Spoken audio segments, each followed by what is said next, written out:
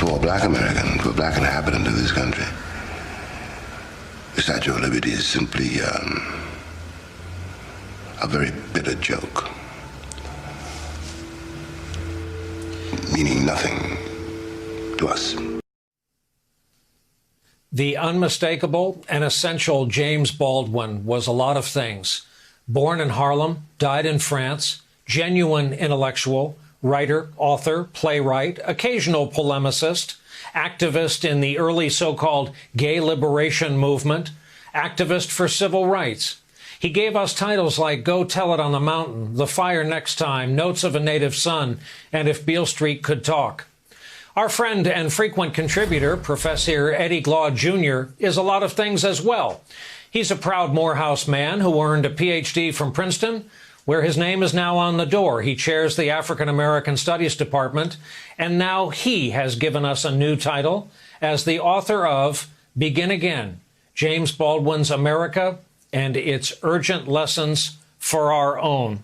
Professor, it is a pleasure to discuss this work with you, and I'm going to begin where we should on a night like this. What would your subject make of this time right here and right now, and the three words, Black Lives Matter? The fact that we would have to say that again. The fact that my son is having to declare those three words again in the face of the country's betrayal, you know. I think there's this line that Jimmy used in The White Man's Guilt, published in Ebony, where he says, people who imagine that history flatters them are impaled on their history like a butterfly on a pin. So he would, I think, he might even be stunned, not shocked, but stunned at the brazenness of it all. But the fact that another generation, Brian, has to assert their worth, has to assert their value. And can you imagine in this moment, someone is actually saying that for me to say Black Lives Matter is actually to say something hateful. I mean, just think about that formulation for a minute.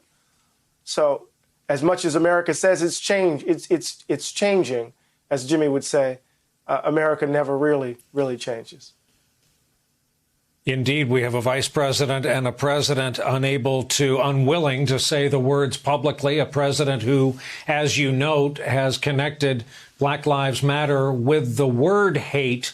Would Baldwin agree with those that say we're witnessing a new, certainly not a moment, a new movement afoot? Well, I think, I'm often hesitant to speak for him because I think his words that he wrote in his time are relevant to our own. But what I do know, what I want to say is that this current moment suggests that we're on the precipice of possible change, that we're at an inflection point, that November is in some ways, Brian, a moral reckoning. And that what we need to do is kind of mine the rubble and ruins of our past, to kind of gather up resources to really face what the moment calls from us. And I think where Baldwin always insisted that we must be mindful that as human beings, we are at once miracles and disasters, that we can in fact be miraculous in how we act in the world, but we can also be dastardly, right, in our pettiness and in our cruelty. So the moment that we're in is a moment of possible change, but there's no guarantee.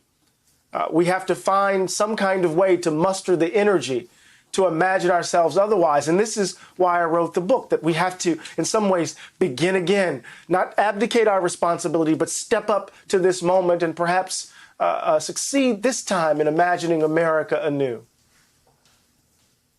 What a life he led. Certainly not all of it fun, but if memory serves, he hung out with both Simone and Sartre and Angelou for good measure. And I can't wait to read it. I can't wait to see it take its rightful place on the shelf of heroes behind you.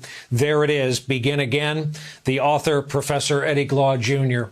Thank you very much, my friend, for coming on. Good luck with it. We'll talk about it some more, I'm quite sure.